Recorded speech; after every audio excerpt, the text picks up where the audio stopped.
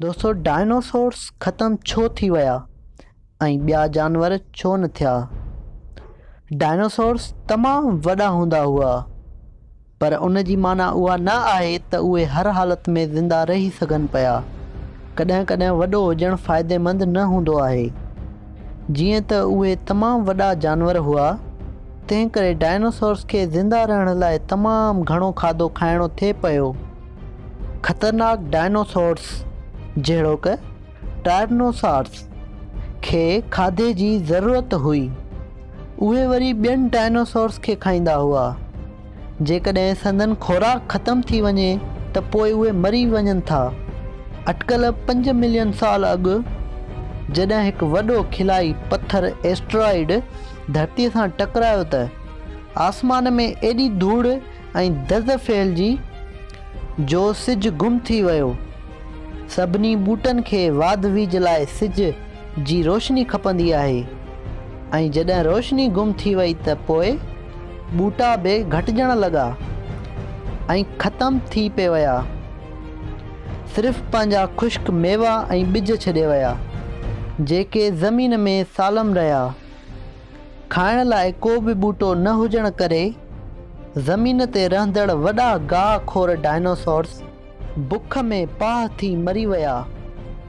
गाह खोर डायनासोर्स जे जिस्मनि ते थोरो अरसो पलजण खां पोइ वॾनि शिकारी डायनासोर्स जे लाइ बि खाधे जी खोट पैदा थी वई ऐं उहे बि गाह खोर माइटनि सां गॾु ख़तमु थी विया। हाणे उन्हनि जे बारे में फ़क़ति ज़ेरे ज़मीन दफ़न थियल हॾनि ऐं ढांचनि मां ई ख़बर पवे थी, पर ॿिया जानवर ज़िंदा रहिया।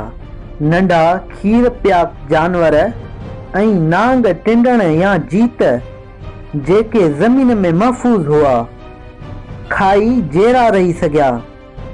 उहे तबाहीअ मंझां बची पार पवण जे क़ाबिल हुआ।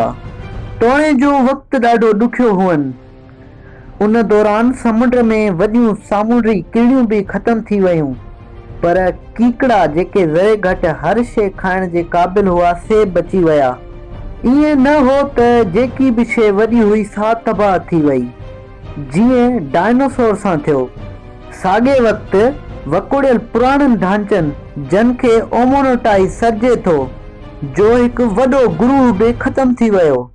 ओमोनोटेज़ पाणीअ में हेठि रहंदड़ जानवर हुआ, जेके खोपनि में रहनि था ऐं रिढ जे सिंगनि जहिड़ा ॾिसजण में अचनि था, ऐं उहे डायनासोर्स खां केतिरा ई मिलियन साल वधीक अरसे ताईं मौजूदु रहिया।